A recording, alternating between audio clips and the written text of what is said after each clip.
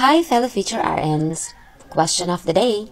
Before collecting samples for ABG analysis, the nurse must perform Allen's test. This checks the patency of the A. Radial artery, B. Radial vein, C. Ulnar artery, or D. Ulnar vein. Pause the video and comment your answers. Okay, remember na ang ating ABG ay ang iyong arterial blood gas. Ibig sabihin, ang concern natin dito is artery. Okay? So, ang first two options na i-eliminate natin, mga option natin dyan na may vein. Ibig sabihin, hindi radial vein. Ibig sabihin, hindi ulnar vein. Okay, between your radial artery and your ulnar artery, para masagot natin yung question, dapat malaman natin ano ba tong Allen's test. Allen's test natin ay pine-perform to check yung circulation doon sa ating hand. Okay, so for example, ito yung ating hand.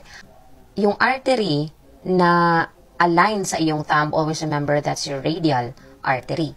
And yung align naman dito sa hindi liit natin, that's your ulnar artery. Okay, so, sa pag-perform ng Allen's test, so for example, ito yung hand ng ating patient,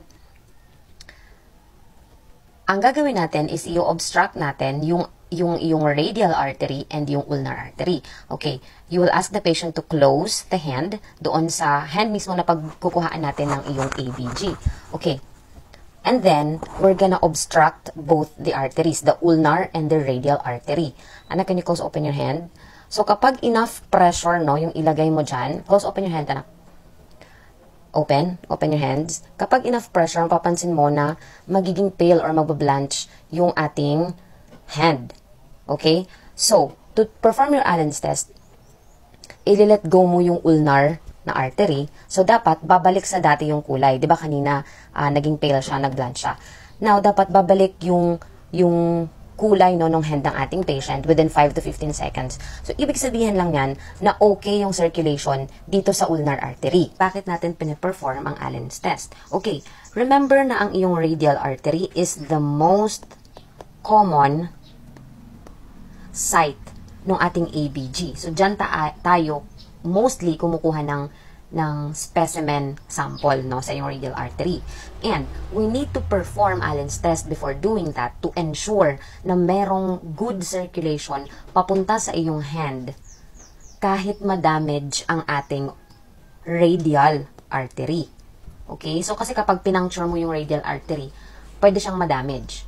Okay? So, paano kung walang good circulation papunta sa hand via your ulnar artery? Paano na yung hand ng ating patient? Okay, so that makes the correct response for this question letter C, or your ulnar artery. Kapag negative ang iyong Allen's test, meaning bumalik sa dati yung kulay ng palm ng ating patient, or meaning okay yung circulation papunta sa hand via your ulnar artery, at kapag naman positive ang iyong Allen's test, meaning hindi bumalik no, yung kulay ng hand ng ating patient within 5 to 15 seconds, na nilet go mo yung obstruction doon sa ulnar artery, meaning hindi okay yung circulation. Hindi natin pwedeng i-puncture ang iyong radial artery. So that's all, fellow Feature RNs. I hope you learned something today. Bye!